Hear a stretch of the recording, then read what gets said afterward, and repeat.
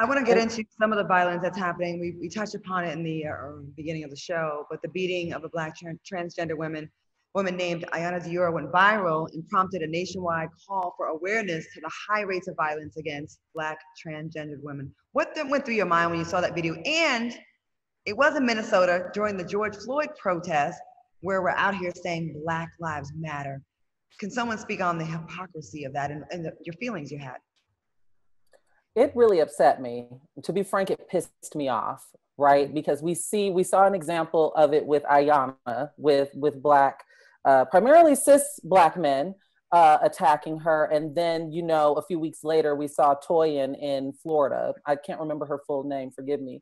But Toyin in Florida, who was a cis Black woman who was sexually assaulted and ultimately murdered at the hands of a cis Black man as well. So this is what we mean when we say we have a lot in common as far as during the time of the George Floyd protests, the Black Lives Matter, because we live in a patriarchal society, continues to center cis het Black men. And for me, I was experiencing burnout because I feel like it's never reciprocated. Oftentimes when Black trans women are assaulted or killed, it's only other Black trans women talking about it when we show up for everyone.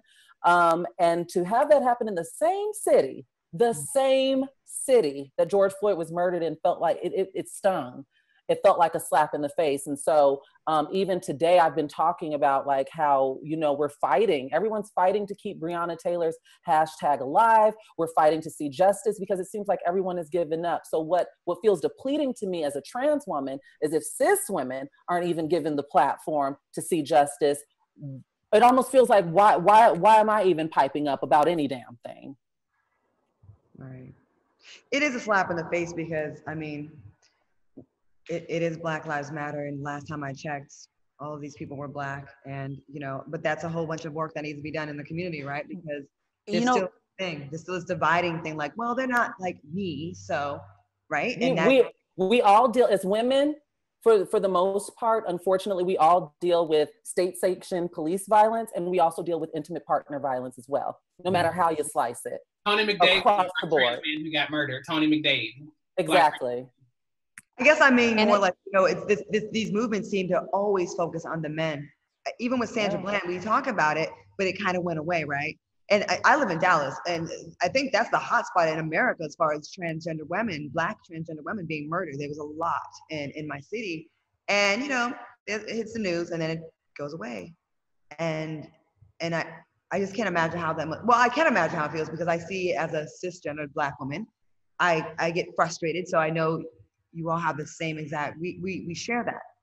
I think what makes some of us frustrated is that people automatically start creating these false narratives around why we were killed. They must have been tricking someone. Bingo. They must have been trying to hit on these men. They must have been out here lying, being deceptive, and all of these same demonizing narratives that people use when they shoot Black men.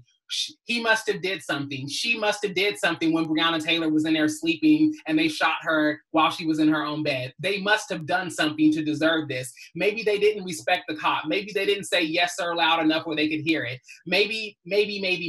And so I think the reason why I get frustrated so much is because we continue to, again, echo the oppressor.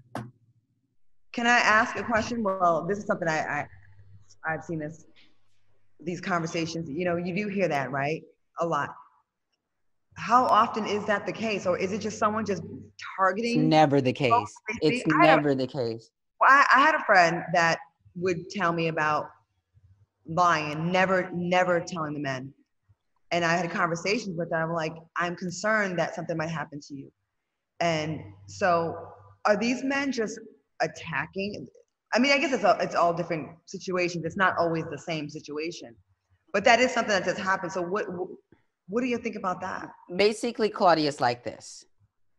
And I hope I'm not being offensive by asking my question. I just feel like no, not at all. It's basically like this. Does it happen every once in a while? I'm sure every once in a while that happens, but it's really weird for folks who are not in the scenario to constantly, like ASHLEE says, keep making up dialogue and a whole scenario of these men tricking them, when what it is in reality is Black people trying to reinforce their own knowledge and their own beliefs of black men. He would never have done that if he had known. Right. That's what's really going on, because the reality is actually he did know, girl. Yes. He did know. And not only did he know, we have even, let me just tell you something, going through life, women who go through life and go through patterns, a woman who goes through life unbridled and has her own autonomy, she has an essence about her. Trans women have, yes. So I need you to finish this thought, but we're going to go to break and I want you to get cut off. We'll be back right after the break and we're going straight to you, Angelica. I want to hear the rest of this right here in FOXSOUL. Welcome back to FOXSOUL. Listen, I'm not going to talk about anything else, but we got to go right back to Angelica, who was preaching before the break. Angelica, you have the floor. Please continue. Again, like I said, people are coming up with this narrative because they're thinking to themselves, our black men, you know, any straight black men, he couldn't possibly be wanting to be bothered with a trans woman if he knew. He's the victim. He's the victim. Yeah, he's the victim. When, girl, he sought me out. He found me online, you know, and he might have paid a Q coin for it too, is the truth of the matter. So the reality is that these men, one man told me the reason why he likes dating trans women, and this is a man who has dated cis women, who's dated trans women post and pre-op.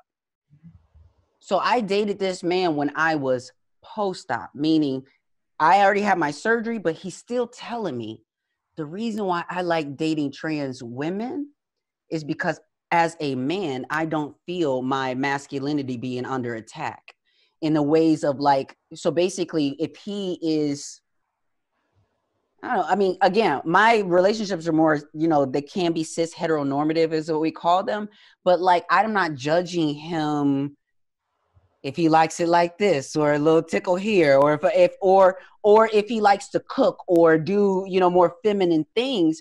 There's so many ways that women are participating in creating toxic men by making them perform masculinity for you in ways that they understand are normal, but are in reality toxic to everyone else. So, to summarize, when we make fun of and a man expressing emotion or wanting to do things that we deem feminine, and we call him soft or this, that, and the other, we are enforcing. Oh my God, the electricity. Okay, we are. You look sickening, no girl, sickening. So we're assisting, contributing to this mentality where men don't feel safe expressing these other parts of them. Is that what you're saying pretty much? Did I get it right? That's absolutely what I'm saying.